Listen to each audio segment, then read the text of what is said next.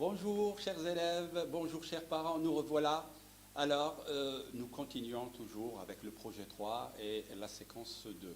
Et cette fois-ci, nous allons passer à l'activité de conjugaison. Cette activité a pour titre le plus que parfait. Alors, l'objectif, l'élève serait capable de conjuguer au plus que parfait les verbes de la légende qu'on lui proposera. Voilà. Et avant, bien sûr, j'aimerais revenir un peu sur ce que nous avons vu déjà la dernière fois en conjugaison. Ça a été aussi un temps qu'on avait appelé le passé composé. Alors, regardez, là, j'interviens pour faire une petite remarque concernant les temps, tout simplement, du récit. Alors, on a vu au début qu'on avait utilisé l'imparfait, le passé simple. Ensuite, aujourd'hui, nous avons affaire au passé composé et au plus que parfait. Alors, regardez, passé simple, présent de l'indicatif et imparfait. Et de l'autre côté, nous avons passé composé, plus que parfait. Alors, regardez, concernant la structure de ces temps-là. Qu'est-ce qu'on remarque? Eh bien, oui, ce sont des temps simples et les autres, ce sont des temps composés. Et composés, ça veut dire formés de deux éléments. Aujourd'hui, nous continuons avec ce temps. Alors, de quel type sont les textes qui te sont proposés en deuxième année? Bien sûr, je viens de le dire, le type de texte, ce sont des textes de type narratif. Et quel temps de conjugaison caractérise ce type de texte? Quel temps de conjugaison? Nous le redisons encore une deuxième fois, ce sont bien sûr l'imparfait, le passé simple et le passé composé. Alors, comment forme-t-on justement, en parlant de ce passé composé, comment forme-t-on le passé composé? Donc, nous allons revenir un peu sur la leçon de la séquence 1 qui a porté sur le passé composé. Et on avait dit tout simplement que c'est un temps, d'abord c'est un temps composé, il est formé de deux éléments, c'est un temps du passé et il exprime des actions qui sont terminées, achevées dans le passé. Maintenant, pour ce qui est de sa formation, on avait dit, puisqu'on a parlé d'un temps composé, ça veut dire formé de deux éléments. Ces deux éléments sont, bien sûr, l'auxiliaire avoir ou être, au présent de l'indicatif, plus le participe passé du verbe.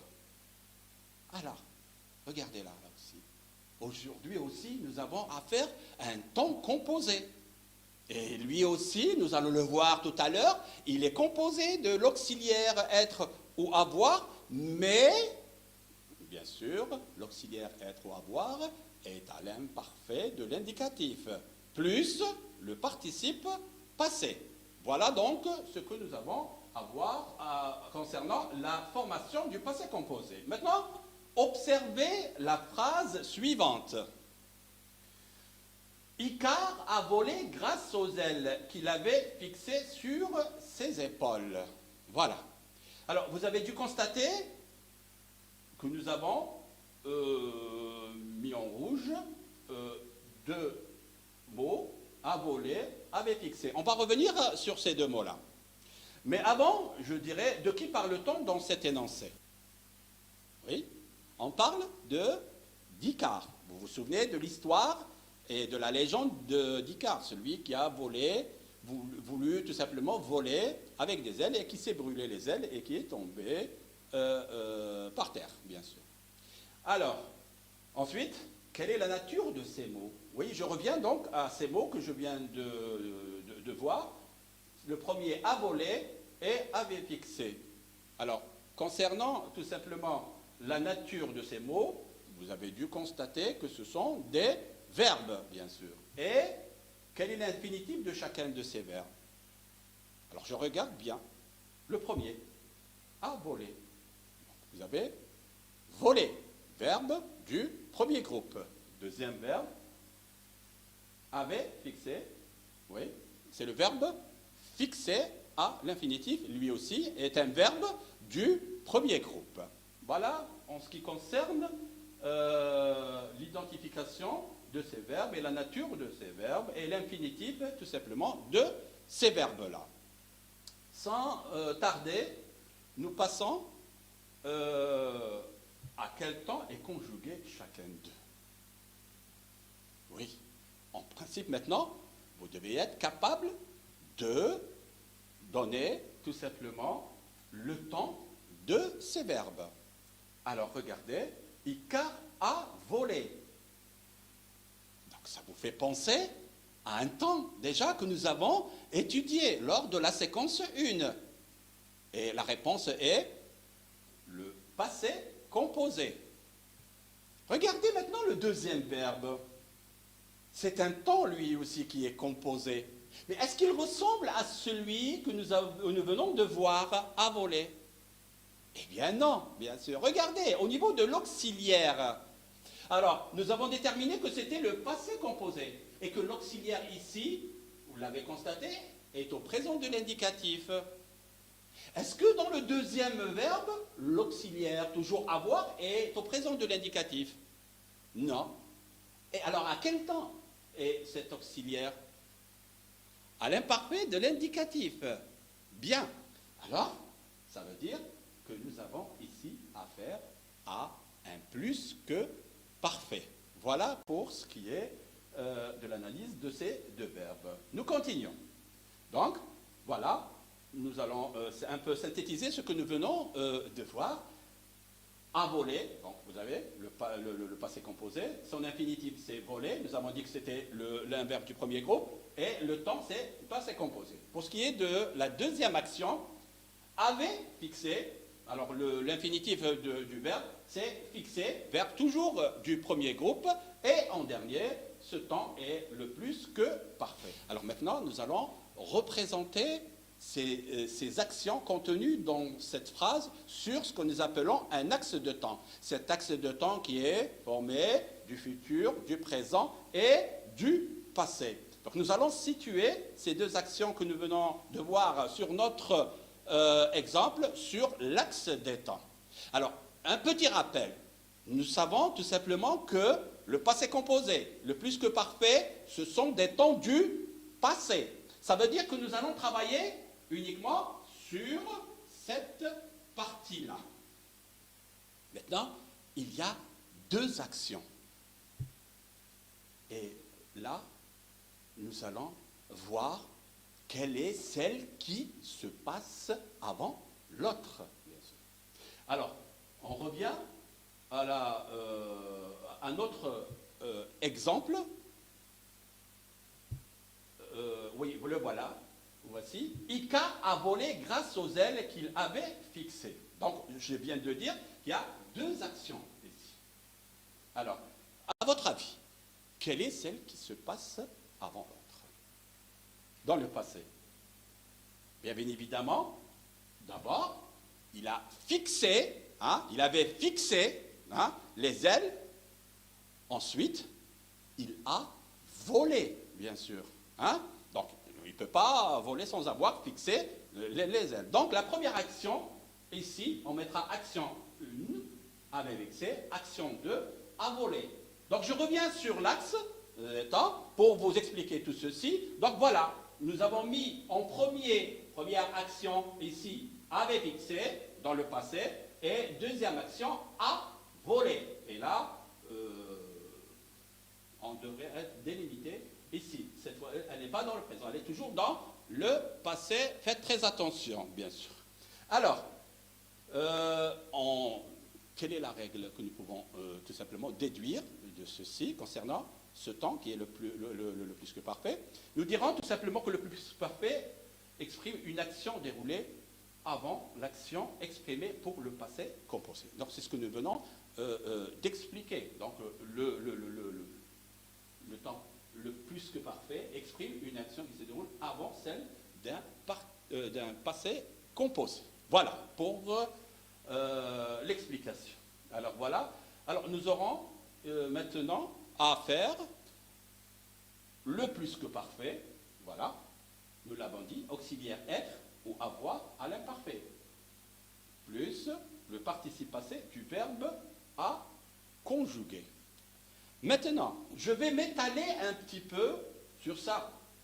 Et on reviendra aussi sur l'auxiliaire être et avoir.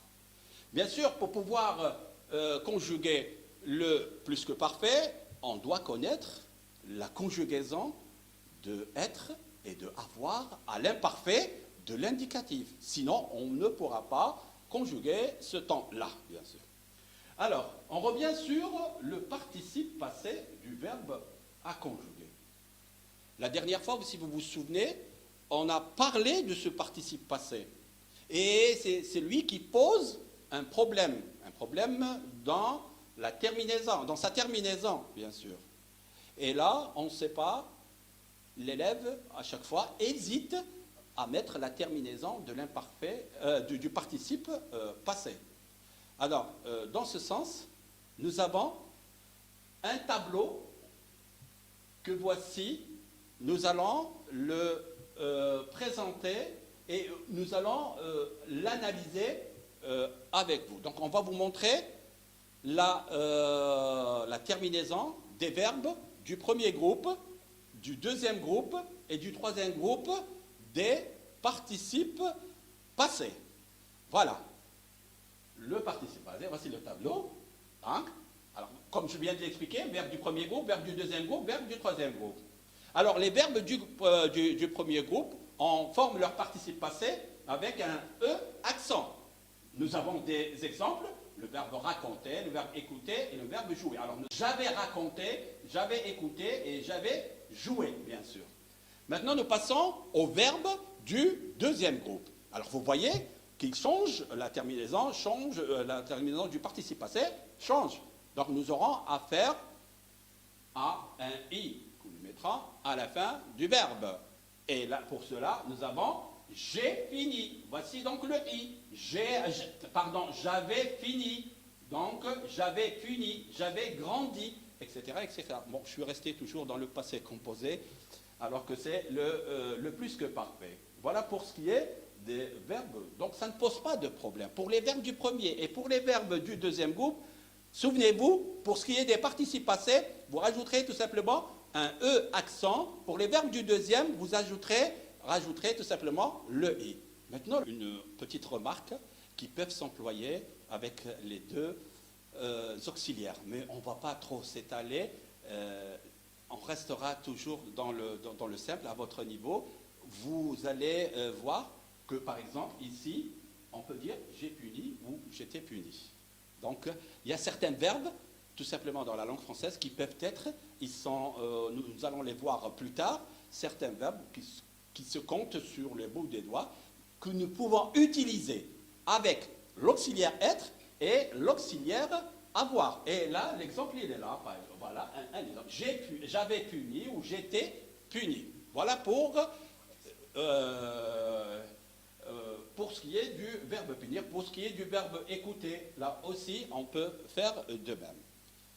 Je reviens un peu sur les verbes du troisième groupe. Et ce sont les verbes qui posent, à chaque fois on les appelle des verbes irréguliers, ce sont à chaque fois des verbes qui posent un problème de terminaison. Alors, là, on vous a donné, d'une façon générale, quelques terminaisons que nous pouvons rencontrer concernant ces verbes du troisième groupe. Alors, vous avez, par exemple, certains verbes, comme le verbe partir et le verbe dormir, se terminent par un « i ». Hein? Donc, nous avons les verbes du deuxième groupe qui se terminent, et quelques verbes, comme le verbe partir et le verbe dormir, qui peuvent se terminer par un « i ». Nous passons à autres participes passés, cette fois-ci des participes passés qui se terminent par « is ». Et vous avez des exemples, mis et acquis, le verbe mettre et le verbe acquérir. Ensuite, d'autres, bien sûr, qui se terminent par it. Et là, vous avez le verbe dire et le verbe écrire. Hein? J'avais dit ou j'avais écrit. Voilà.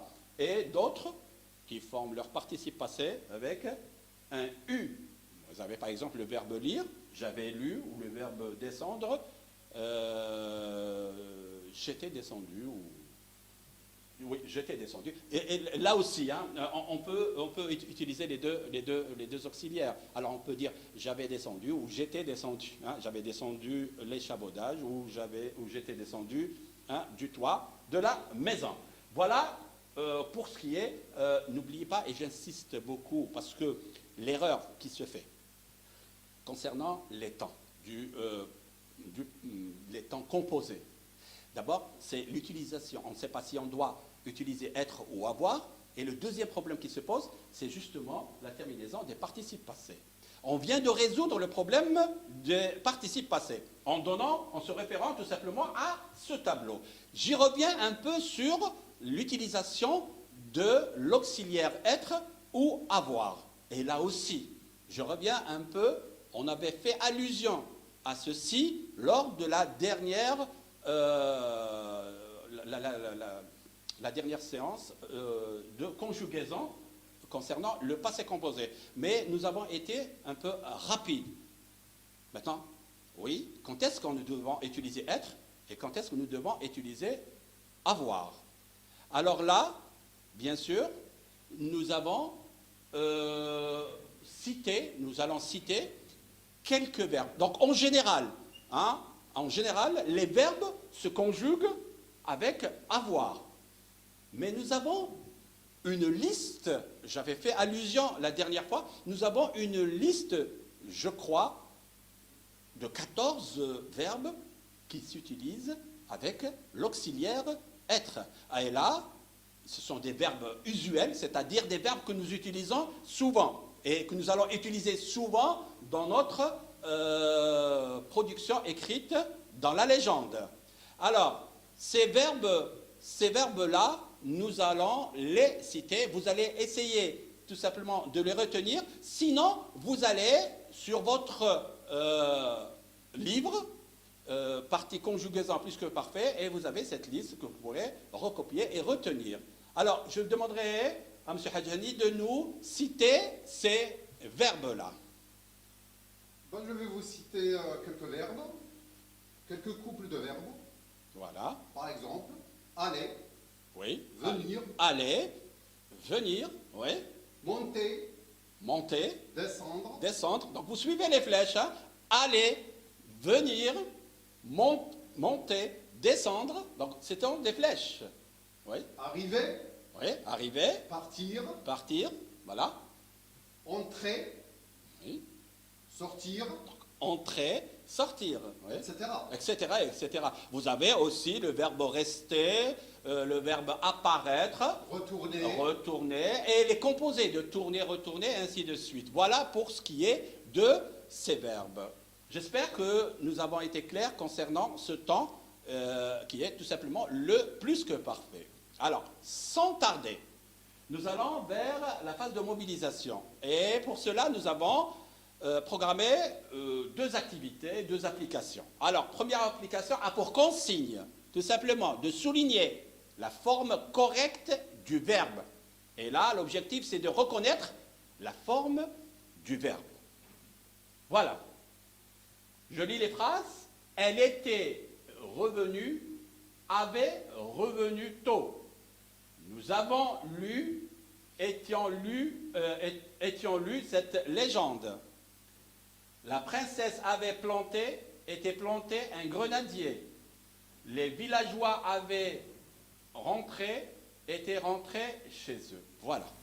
Donc je vous laisse un petit moment pour réfléchir et de me souligner les formes correctes du verbe.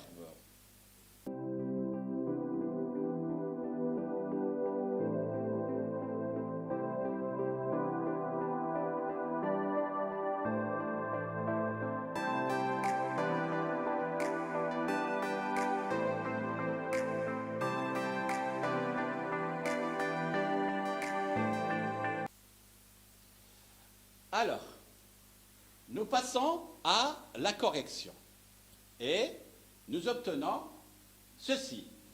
Alors, nous avons, pour la première phrase, elle était revenue tôt. Voilà. Pour ce qui est de la deuxième phrase, nous avions lu cette légende. Pour la troisième phrase, la princesse avait planté un grenadier. Et pour la quatrième phrase, les villageois étaient rentrés chez eux. Voilà pour ce qui est de la correction de la première application. Alors nous allons passer à une deuxième application et c'est là que ça va se corser un petit peu. Et là, la consigne me dira tout simplement de conjuguer. Et ça, c'est l'un des objectifs tout simplement de la leçon. Conjuguer. Voilà. L'objectif, savoir écrire correctement le plus que parfait. Voilà pour ce qui est de la consigne.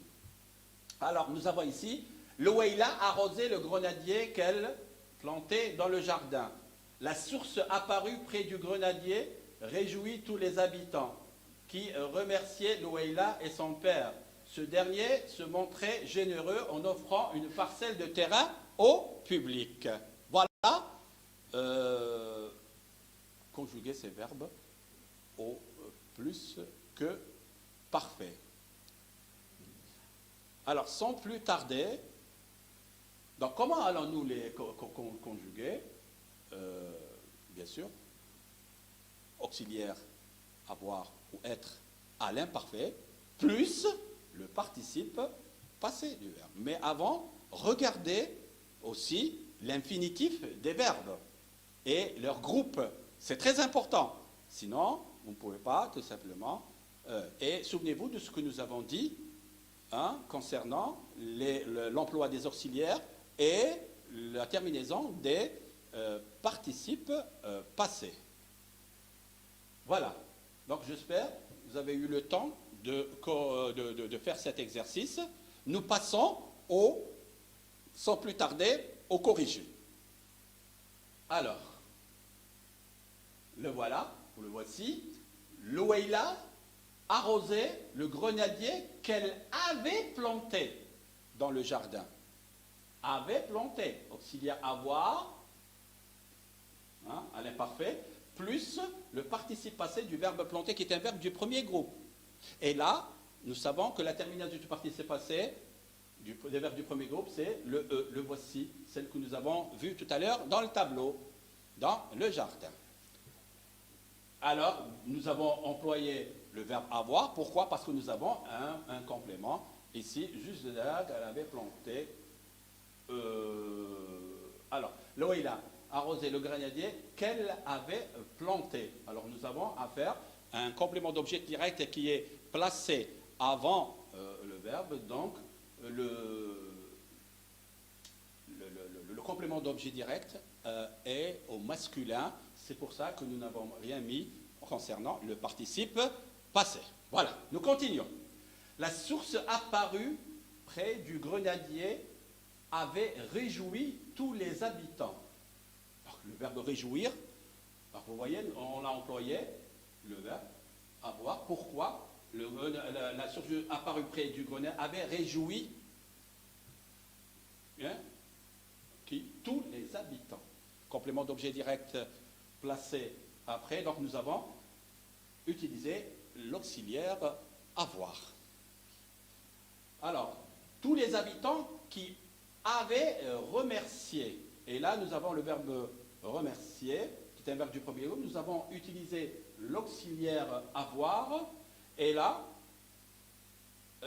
nous avons mis notre participe passé, le voici, remercier avec E accent. Ce dernier s'était montré généreux en offrant une parcelle de terrain au public. Et là, nous avons le verbe montrer et nous avons, bien sûr, utilisé l'auxiliaire être. Pourquoi? Parce qu'on remarque que dans la phrase, il n'y a pas tout simplement de complément d'objet direct. Ici, le verbe, nous avons affaire à un verbe pronominal. Et vous vous souvenez, on avait dit, les verbes pronominaux s'emploient toujours avec l'auxiliaire être. Voilà pour ce qui est de la correction de cet exercice. Je pense que vous avez saisi. Je pense que j'ai été clair. Donc, je vous remercie d'avoir prêté attention et à bientôt, toujours avec M. Hadjani et M. Wonder Albi. Voilà. Ciao.